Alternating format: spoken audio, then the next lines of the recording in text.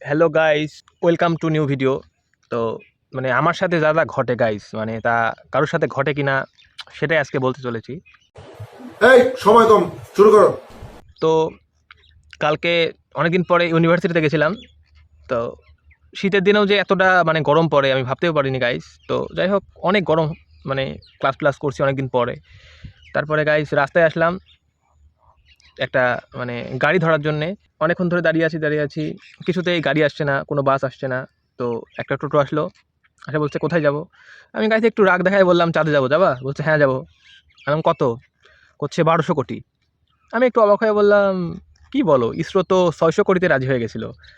ওরা তো 600 কোটি টাকা দিয়েই চাঁদে চন্দ্রযান 3 পাঠালো, তো তোমার আবার 1200 কোটি কেন? আমাকে বলতেছে দাদা আর বলবেন না, আসার সময় খালি আসতে হয়তো ওই জন্য ডাবল ভাড়া নিচ্ছি। তো তারপরে মানে ওই টোটোওয়ালার কথা শুনে গাইস আমার পুরো মাথায় উঠে গেছিলো।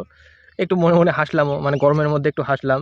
তো তারপরে যাই হোক ফাইনালি বাস পেয়ে গেলাম। ফাইনালি তারপরে বাসে উঠলাম গাইস। তো বাসে উঠে দেখি মানে একটা সিটও ফাঁকা নেই, মানে সব সিটেই কেউ না কেউ বসে আছে।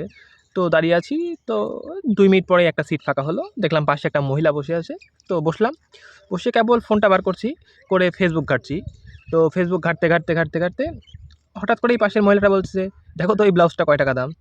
আমি জাস্ট অবাক, এখন থেকে সত্যি গাইস, মানে ফ্লিপকার্টে একটা ব্লাউজের অফার ছিল যেটা আমার ফেসবুক প্রোফাইলে আসছিল। তো মহিলা বলছে দেখো তো কত দাম, ভাবা যায়?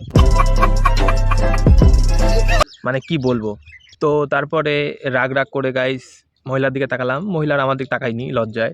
তো তারপরে আমার স্টপেজ এসে গেল, নেমে গেলাম। এবার নামার পরে টোটোতে উঠবো। এবার টোটোকে বললাম যে বাড়ি যাবা? বলছে একা যাওয়া যাবে না। আমি বললাম তাহলে একটা বিয়ে করি। বলছে হ্যাঁ বিয়ে করো, তাহলে দুজনকে নিয়ে যাবো। মানে গাইস এখন যা মনে হচ্ছে টোটোতে উঠতে হলেও মানে বিয়ে করতে হবে, মানে একা একা যাওয়া সম্ভব না। এই আমার সাথে সারাদিন ঘটে। তারপর কি হলো, আধা ঘন্টা 1 ঘন্টা বসে থেকে ফাইনালি 3-4টা লোক উঠলো, তারপরে বাড়ি চলে আসলাম। शाबाश बेटा, बहुत बढ़िया।